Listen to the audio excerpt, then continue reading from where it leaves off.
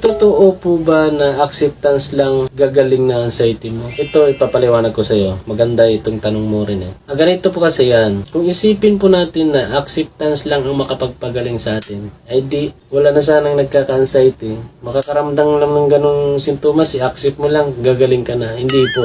Ang sinasabi po kasi acceptance, parang kumbaga sa sa niluluto mo, parang ricado siya para mapasarap ang niluluto mo.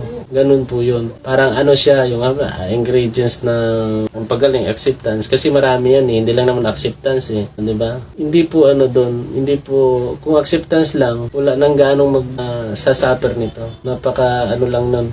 Napakadali lang eh. Acceptin mo lang. Tapos nang nararamdaman mo kasi na-accept mo na. Hindi po yun. Marami pa pong proseso na ginagawa para gumaling ka. Kasama na rin po yung acceptance na yan dahil malaking naitutulong talaga yan sa inyo. Isa lang po yan sa sa mga